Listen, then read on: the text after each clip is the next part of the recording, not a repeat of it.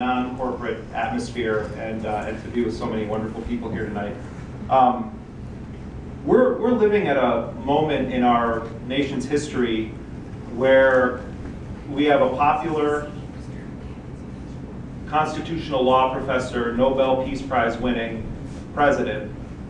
who took power after 8 years of a total neocon administration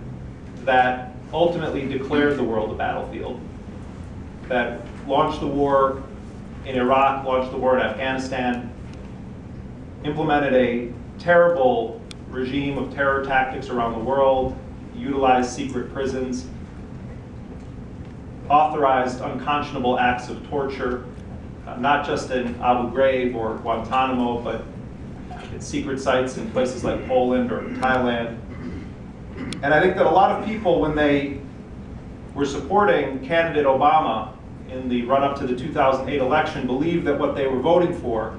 was a figure who was transformative in American politics and was going to bring an end to the excesses and the abuses of the Bush era. But if you actually look at the policies and get away from the rhetoric or the sort of myth surrounding political figures, and you look at what the actual practices have been under the Obama administration with regard to the very issues I just talked about: torture, the use of secret prisons, the idea that the world is a battlefield, assassination operations. President Obama, in many cases, has either continued or intensified the worst policies of the Bush era. And tonight I'm going to talk to you about several cases of how very little has actually changed from Bush to Obama when it comes to what is called U.S. national security policy.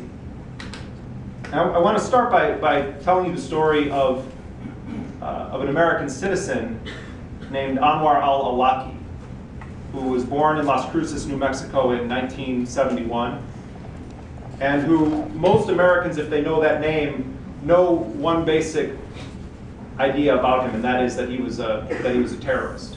And if you've seen the image of him on YouTube, you see a man in a camouflage jacket in front of a black flag, calling for armed jihad against the United States, celebrating the deaths or killings of US soldiers, and calling on young people in the West, young Muslims in the West, to either conduct attacks in their own countries or to join those fighting the international jihad on the fronts of the jihad in Afghanistan or Yemen or Somalia.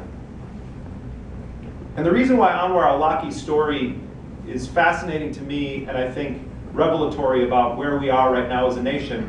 is not so much who he is, but who we are. Because I think that we are judged as a society by how we treat the least of our people, the poorest of our people, and also the most reprehensible of our citizens. How we treat those who want to do harm to us speaks volumes to who we are as a society.